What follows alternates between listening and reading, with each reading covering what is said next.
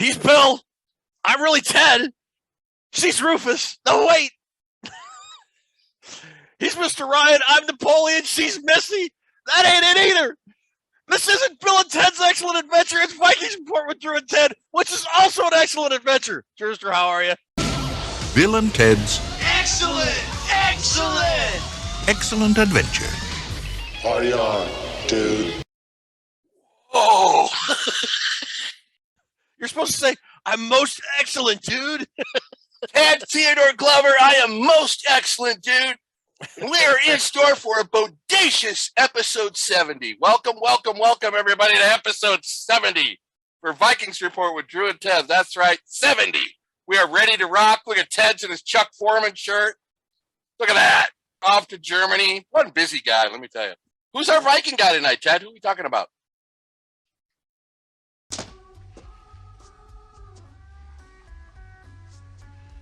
Oh, I was like, what? We're doing a Jersey segment? Wait a minute. Holy crap, man. I'm just not in it tonight. Let's take it slow. What do we got coming up for the folks tonight on this show? All right. We got a big show to start tonight. Strange things are afoot at the Circle K. Strange things are afoot at the Circle K.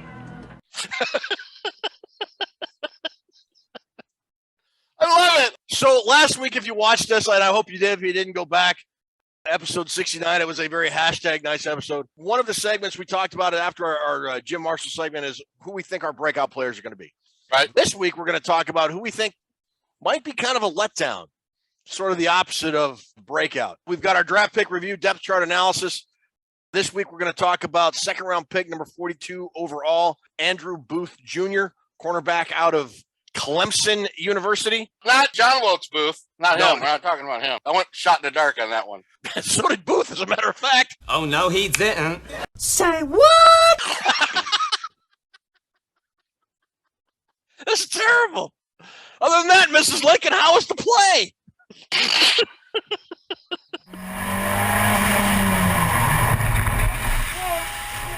Sorry. I'm kind of loopy because I've been on this diet, Ted. I don't know if you noticed. I'm a little svelte these days. You might have noticed I've got a slight weight problem. No. Yeah, I do. No. Yeah. I'm ready for my last meal, though. I'm quite full. I just stuffed my face full of pizza before I came down here. I had a cheat day the other day. The 15th and the 1st, I eat whatever I want. It's like ordering your last meal for prison, man, I tell you. What would your last meal be, Ted? It would either be medium rare tomahawk ribeye or fried chicken. I love both those dishes. When you're on death row, they're going to cook it to what perfection you like, medium rare. I mean, Well, yeah, like what if you think the meal sucks? Can you say, "I know I wanted this sucks, take it back"? I will have the spaghetti with a side salad. Okay. If the salad is on top, I send it back. I mean, will they do it, or are they thinking, "Oh, he's just trying to buy more time"? I'd like something that's marinated for a week. What would you like for your last meal?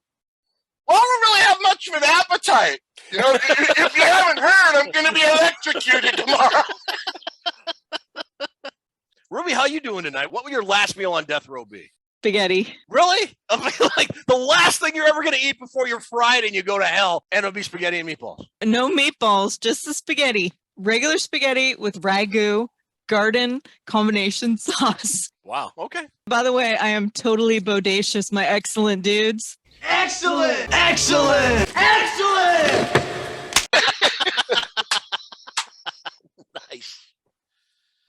Nice. All right. We got a whole lot of stuff going on, but before we get going and do anything, Drew, what time is it? Ted? Episode 70 is cooler than you are. So why don't you fix your little problem and light this candle? He's right. Light this candle. Yes, resume the countdown. All right, I'm cooler than you are. Why don't you fix your little problems and light this candle? He's right. Let's light this candle. He surely is. Light the candle. Yes. Resume the countdown. Yes. Before we get to the letdown segment, draft pick review and trivia, we got a contest going on right now. Drew, what is that contest called? The Root Dog Challenge is another great contest we're running here at Vikings Report, Ted. And what it is, it's very simple. It's free to enter because a Vikings Report, if it ain't free, costs too much. All you have to do below in the comments is put the NFL offensive rookie of the year and the NFL Defensive Rookie of the Year. They will be announced at the end of the year, so the prize will actually be given away then. The prize of $100 if you can name both of those players. How long do they have to enter, Ted? So you have until the last Saturday episode before the first regular season Thursday night game. We will let you know on the airing of that episode. This is your last chance to enter the Rook Dog Challenge. Like Drew said, not the Vikings, who you think the Vikings rookie, offensive and defensive rookies of the year are going to be, but the NFL, which stands for not for long if you keep making mistakes like that, son. But the Viking players are eligible. If you think it's going to be like Louis Sean or Andrew Booth Jr. or whatever, by all means, put them in there. But it's for the entire NFL. The only issue is you can only enter one time. So if you put in a guy's name between now and the beginning of the season, and that individual gets hurt during training camp and misses a good chunk or all of the season, which we hope doesn't happen, you're out of luck. You're not going to be able to change your entry. So one-time entry, NFL Offensive Rookie of the Year, NFL Defensive Rookie of the Year, in the YouTube comments below, closes out the last show before the Thursday regular season opener. Good way for us to give back to you, the viewer, for being supportive of our show. And we like contests. Me and Ted love to run the contests. They're fun, man. I mean, who doesn't like to win stuff? Now, we've hinted at it a couple times about when the closing date is. The last episode that this show airs before the NFL regular season opener is September 3rd. The NFL season opener is Thursday, September 8th. So as long as you have your Rook Dog Challenge answers in before kickoff of that Thursday night game, you are in. If you try and put it in afterwards, it's not going to count. So what she said. You've got between now until kickoff of the Thursday night game, September 8th, to get your entry in. So hope you participate. $100 could be yours, and that would be most excellent.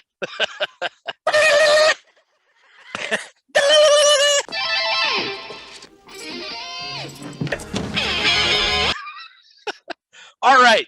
Before we get to our a letdown segment, good buddy of ours is striking out on his own. Tyler Fornes is a guy we've talked about a few times.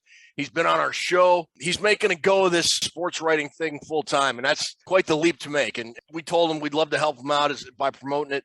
He's starting a Substack for $6 a month. He's calling it the Run and Shooter blog, and you can find it on Substack. It's RUNN Shooter, runandshooter.substack.com. For $6 a month, you can get Tyler's insights on the Vikings, on the NFL draft, on professional wrestling. He's a big pro wrestling fan, and I used to be. I'm not so much into it now, but I think it'd be a good deal and help our buddy Tyler out. He's a good guy, real smart dude, and he's going places. Good energy, a real go-getter, and I like his spirit. He's got good hair. What about the hair? Fantastic hair. He could have a show of just his hair blowing in the wind and people would sign up for it. His first story on Run and Shooter better be his hair care routine on a daily basis. I'd pay $6 just for that. Oh, beautiful hair. So runandshooter.substack.com, Tyler's new professional writing blog. All right. So last week we did kind of our breakout player segment. We each gave you a player on offense and defense of who we thought were going to sort of break out that we hadn't thought of. This week we're going to kind of go on the other.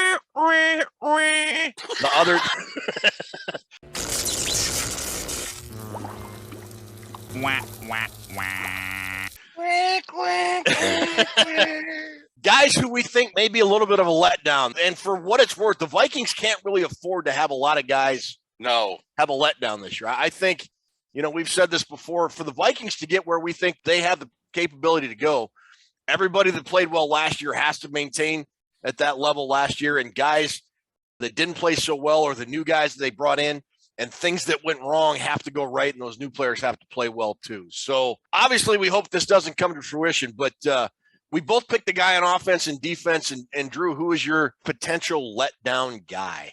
Offense first. We'll do offense first. I don't want to seem like I'm taking the cheap way out, but I didn't want to keep Greg Joseph. I don't like him as a kicker, Ted. I was hoping we would go a different direction, maybe some new blood.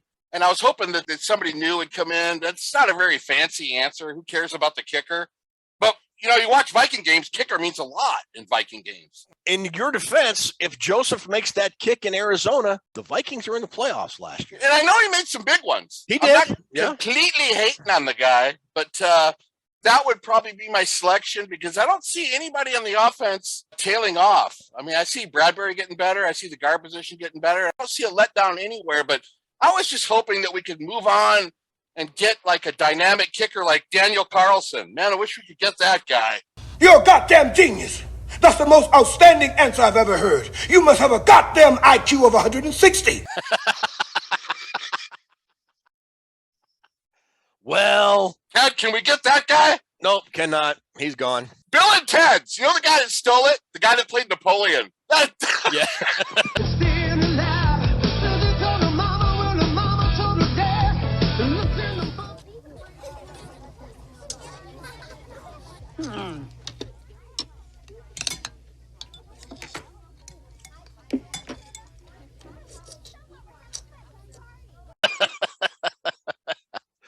Oh, God. I'm going to pick a guy that has been a fan favorite pretty much ever since he got here. Wide receiver Adam Thielen No way. is my potential letdown guy. He's kind of getting up there in years. He's going to be, 32, I believe, 33. 2 of the last 3 years, he's missed 3 or more games due to injuries. He, like 3 years ago, it was 10 games. He missed 3 games at the end of last year. Although his touchdown production has still been high, he's kind of dropped a little bit in his totals in terms of catching the ball and yards. He only had 726 yards receiving last year.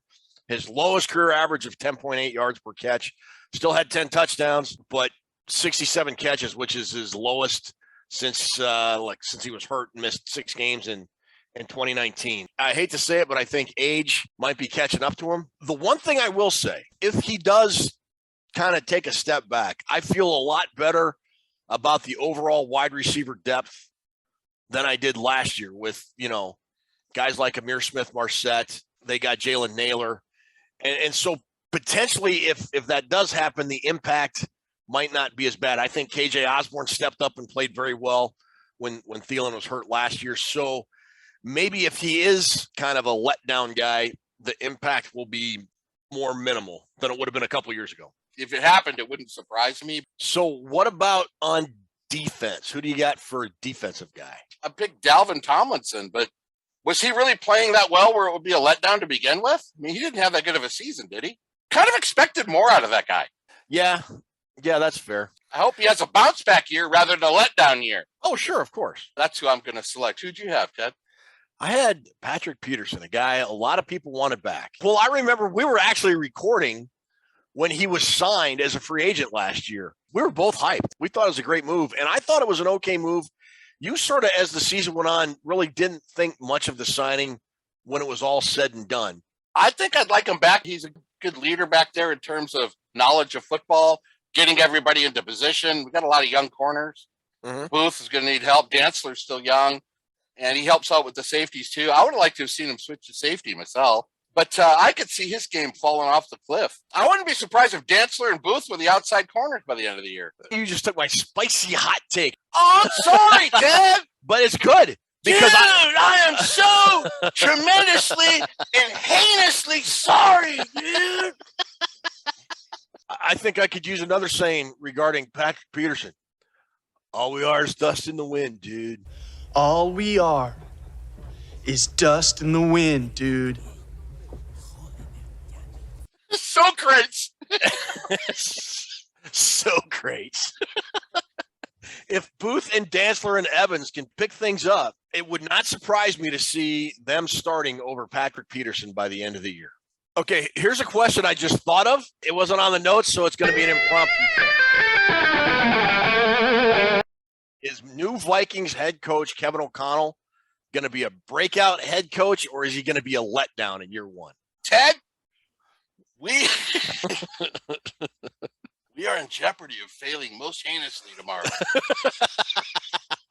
I would say that, God, that is a tough question. I'm going to say he's a breakout head coach. What's a good year, though? For what are people expecting? What are Vikings fans expecting to go wild card, or what do they want from Kevin O'Connell? What do they want? What do Viking fans want from that guy this year? Well, obviously a Super Bowl title. Yeah, we all want that. I think playoffs, man. He's going to get us there. I think so, too. I'm kind of with you on breakout thing. I think this team is going to be better than a lot of people are expecting. If, and I've said this all offseason, if the defense can learn and get it together and play well early on, this is going to be a good football team. Okay. Well, I vote for breakout player then. All right. Put them in the Iron Maiden. Want a Twinkie, Genghis Khan? Put him. He's got the aluminum bat.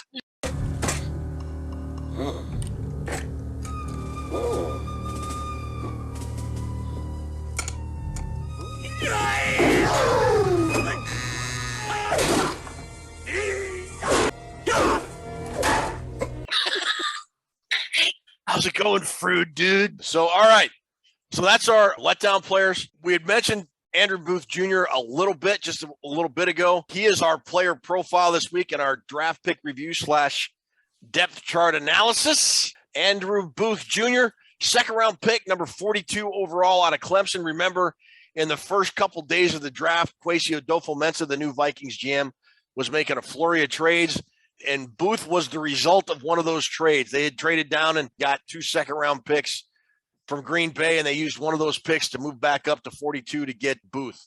Did you like that move? When it was all said and done, once all those moves had kind of, the smoke had cleared and everything else, I was okay with what the Vikings did because they ended up with, I think, 4 players in the top 100, and I think they started the day with only 2 or 3. So I didn't have a problem with that move at all. Did you like the move? Yes.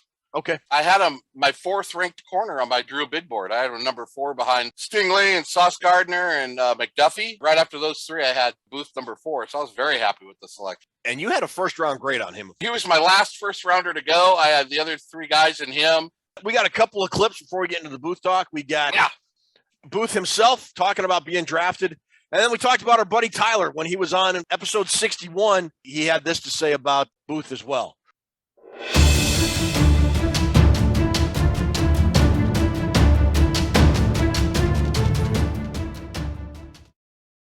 Man, it's crazy. Like I said before, and like how I feel, like it's out of body.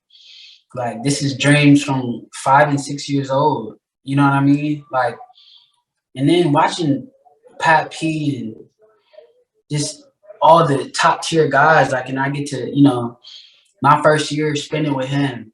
You know what I'm saying? And man, it's just crazy. It's beyond words, really.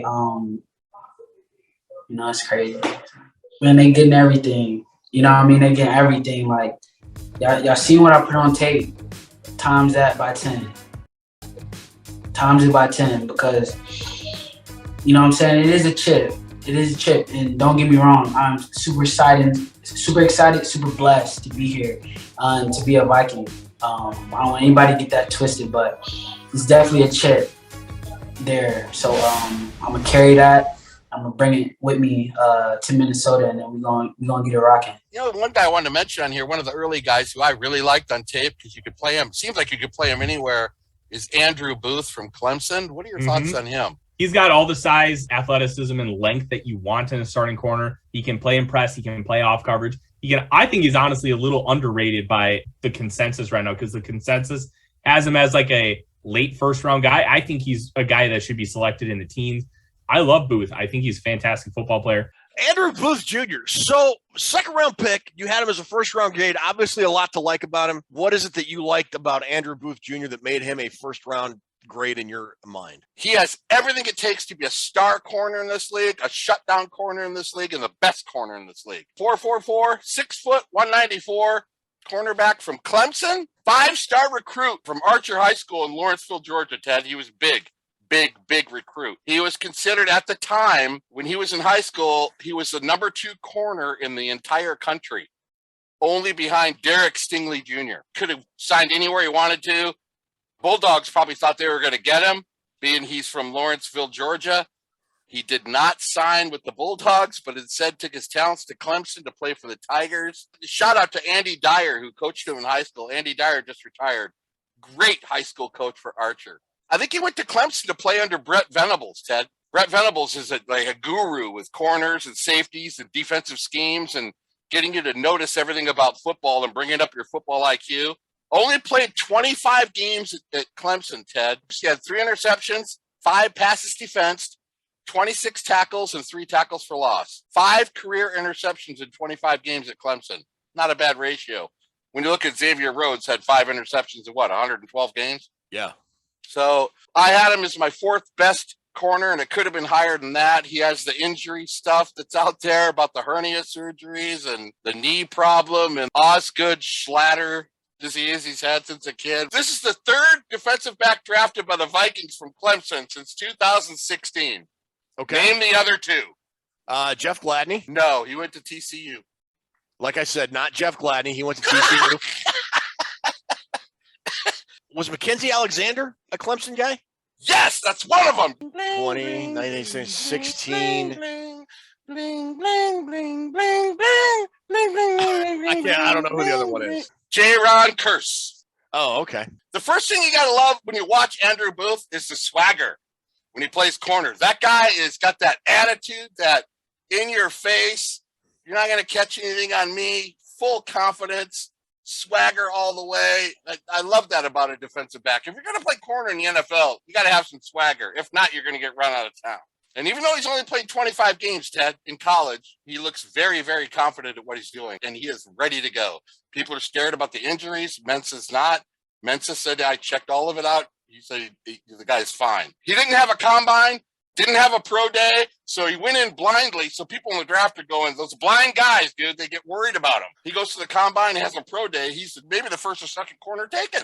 So I'm going to talk about these injuries for a minute. The last 2 years, 2020 and 2021, he played 10 of 12 games in 2020 and 11 of 13 games in 2021. His freshman year doesn't really count because he wasn't injured. He just didn't play because he was a freshman. I'm not seeing this injury-prone dude that I heard about right after he was drafted. Tell me where I'm wrong. I don't see it either. I mean, there is a history behind the injuries that go way back to when he was a kid. But in terms of checking out the injury and doing due diligence, Mensa said, I've talked to all the doctors and I talked to everybody. He feels good about it all.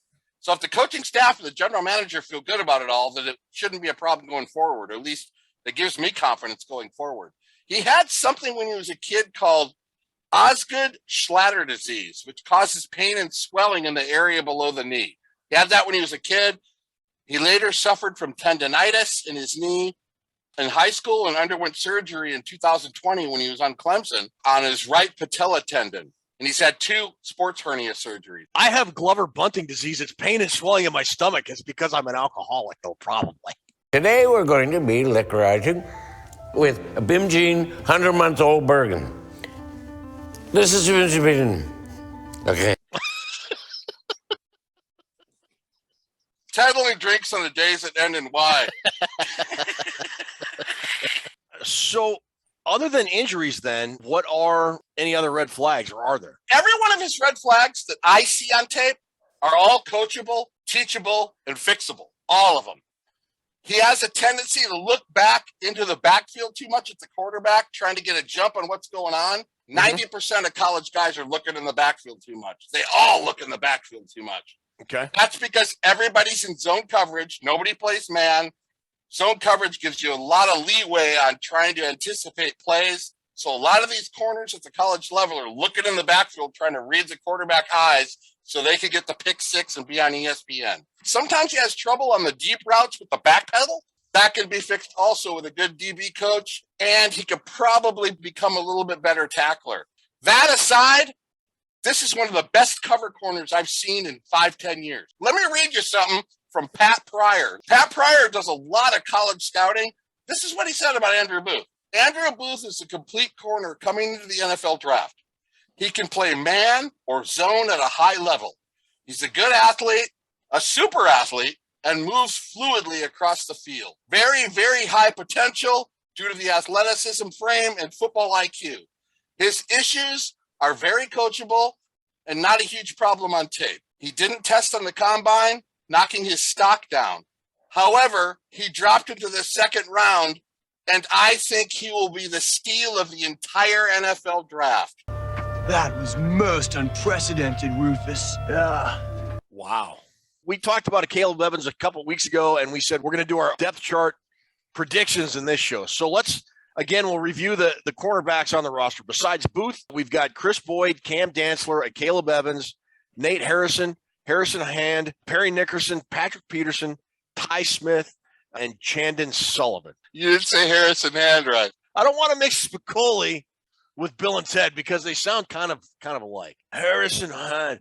Bunch of dopes, man. So going back to the depth chart, You know, the Vikings normally keep 5-6 guys. Looking at the Donatel roster, that's pretty similar. Let's go with 5 guys who makes great burgers, by the way. Look at this sorry, miserable, squashed thing. Can anybody tell me what's wrong with this picture? Never had 5 Guys burgers? You probably got In-N-Out there. You ever go to In-N-Out? Hey, stop it! That's what she said. We're so dumb. We are so, just shoot me into the sun. Of all those guys we just mentioned, I've got Booth, obviously. Yeah. Dantzler. I have Dantzler as a yes. Caleb Evans. Yes. Patrick Peterson. Yes. Shandon Sullivan. Yes. So we agree on 5. Who is your 6th guy if they go with 6? I had to select Chris Boyd just because he's had the time. He's put the time in, and you kind of know what he's about from his experience. I had Boyd as well. Oh, you did? I sure did. Yeah, we had exact same 6 dudes. Man, this segment is just like... Nerd alert! I don't think there's a whole lot of difference between Boyd, Hand, Nickerson, and maybe even Ty Smith. On paper, they look a lot better than they did at this time last year, in my opinion. I'm going to agree. I think so, too. I'm feeling good about this group going into training camp. We'll see what happens. Patrick Peterson and Dantzler probably, you got those 2 as your starters for the beginning of the year, Peterson and Dantzler? Let's look at it this way. What is it? 60% of the time we have 3 corners on the field at one time? I mean, yeah, if you take the base nickel, yeah. But Booth is probably, even though he can play man and zone and inside or outside, he's more of an outside the numbers type of corner. All right. Which kind of like what Dantzler is. It's going to be a battle right there, Ted. Don't be surprised at the end of training camp, you're going, man, that Andrew Booth guy is really good. Okay. Well, we'll see because training camp opens in just a couple days. All right. That is our draft pick review depth chart analysis. We've got one left. That'll be next week with first-round draft pick Lewis Seen, safety out of Georgia. So we'll do a quick little spy versus spy thing, get a commercial, and we'll roll it back with trivia and wrap up the show.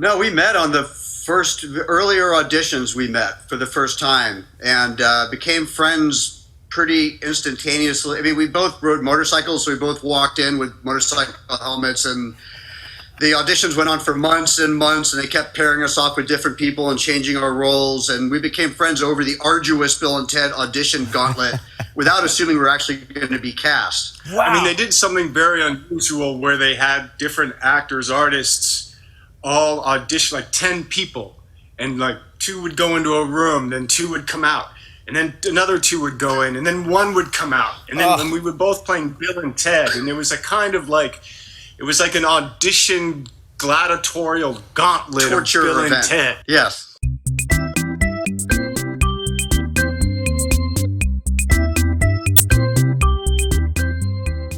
Welcome to Toonces Trivia. How you guys doing, Ted? Hi, Ruby. How are you? I'm good. I've muted Drew because he won't shut up. Today, our categories are Bill and Ted's Excellent Adventure. So can I interrupt you instead? Oh my God. I was not expecting that. I'm sorry. Okay. This week's categories: Bill and Ted's Excellent Adventure, Drew and Ted's Excellent Adventure, and Rhymes with Booth. I'll start with Bill and Ted's Excellent Adventure. Now, this is a multiple choice. Who was the first historical figure to be brought to the present time by Bill and Ted? Oh, the first one. Napoleon. Yes. Oh, good job. Good deal. Remember, they brought him back to the house, and then they went back to retrieve all the rest. Yeah, that's right. Yep. He told his little brother to watch him. All right, so all of these are going to be multiple choice. Here's number 2. The original script had Bill and Ted bringing who from the past? Later changed to Napoleon. I think it was Hitler, but it was like very controversial, but I'm not 100%. Yes. Oh, okay. Very good. Had no idea. Thank you, Ted. All right, 300. In 2013, the movie was selected as number 8 in What Magazine's 10 best stoner movies of all time. I was either going to say People or Rolling Stone, but Let's go. I go Rolling Stone. Yes, that is correct. Very good. All right, sweep the category. In the original script, Bill and Ted didn't travel through a phone booth. They traveled through what? It was a outhouse, wasn't it? Or was it a van? I'm in the blind on this one, Ted. We're going to have to take a chance. What do you think? I guess a van. I don't know. Okay. Very good, you guys. Yes! Yeah! We knew it. We were just trying to play it up for dramatic reasons right there. All right. Drew and Ted's Excellent Adventure. This one is also multiple choice, but it's going to relate to Viking players. Okay. So if Drew and Ted can bring back the Vikings' #1 kick returner in career yards, who would that be? Was it Patterson? It's got to be Patterson, right, Ted? It's got to be. Very good. What about 5 for 5, Ted Glover? Yeah, you guys are kicking butt. All right, 200. If you guys could bring back the Vikings' #1 kicker of 50-plus field goals, who would it be? I believe that's Blair Walsh because he set that record as a rookie. Very good. Yeah. All right, 300. If you guys can bring back the Vikings' #2 leader in career interceptions, who would it be? Bobby Bryant. Hey, Bobby Bryant? Okay, Yeah. Bobby Bryant. Very good. All right, for 400. If you brought back the Vikings' leader in the longest rushing TD, who would it be? I think it's Chester Taylor. He had that 95-yard run against Seattle his first It's year. Chester Taylor. Wow, you guys are just killing it. Yeah, most excellent, dude. All right, rhymes with Booth. This one is a photo category, not multiple choice. You're going to see a picture and you need to just do what it says. Here we go. Who is this famous sleuth? Sleuth rhymes with Booth. The Murder, She Wrote lady, Angela Lansbury. Angela Lansbury. I'll accept it, but do you remember her name on the show? Angela Lansbury. I don't. Jessica Fletcher. I knew Jessica something. All I know is it's pretty amazing that she showed up at a new murder every week for like 10 years and she was never considered a suspect. I'm just throwing that out there. All right. Who is this famous Ruth? Dr. Ruth Westheimer. Yes. Very good. All right. 300. Who is this famous youth? Looks like Teddy Bridgewater. I don't know. Dummies. What are we doing today? What guy are we doing today? That's what she said. It's Andrew Booth Jr. Oh, Ted. Ted, we are like in the slow lane, bro. I have no idea if you're going to get this one. Rhymes with Booth. Who owns this famous tooth? Is that Tom Cruise's mouth? Good job. Did you know that, dude? I don't know. That was great. Thank you guys for playing. We'll see you next week. Awesome job, Ruby. Thank you very much. Well, Drewster, that'll about put a bow on episode 70. Hey, a couple quick announcements. We're going to record next week. We'll figure it out while I'm in Germany, and we'll have our regularly scheduled show again next Saturday. A couple days after that, either Monday, Tuesday, we're not sure yet. We still got to get a hold of Chris. We plan on doing a live show to sort of recap the first week or so of the Vikings training camp, just kind of some news and what's going on and expectations and leading up to the first preseason game. So we'll be making announcements on social media on our Facebook page, Vikings Report with Drew and Ted, on Twitter at Report Ted, which is the show, REPORTTED, and my Twitter handle at Purple Buckeye. So be looking for those on when we'll be doing the live broadcast. And I think if we can get a live preseason game, I might try and talk Drew and Chris into doing like a live watch party. We did a couple of those last year and they were hysterical, but more info to come. So we got one more studio show to wrap up our draft pick review, depth chart analysis. We'll get that next week with Lewis Seen. Got a live show coming up not too long after that, and stay tuned for more. Again, Drew, thanks. You just make me howl every week. Ruby, your editing and your trivia just get better and better. Thank you so much for that. And thanks to everybody who's watching, commenting, and everything else. Just make sure you hit the subscribe button and like the show and ring the bell and all that good stuff. And buddy, take us home. I'm tired. You can't be tired, Ted. That's not in the rule book. Thank you, everybody, for tuning into episode 70, which we feel was the most triumphant episode, Ted. We got a lot coming up. We got a lot of Viking stuff coming up right before the season starts. Sign up for the Rook Dog Challenge. Being we're talking about Bill and Ted's tonight, there really is only a couple words we could say to end the show. One is be excellent to each other. And Ted, what's the other? Be most excellent to each other. Party on, dudes! Ruby, why won't he say it? Be excellent to each other. And party on, dude!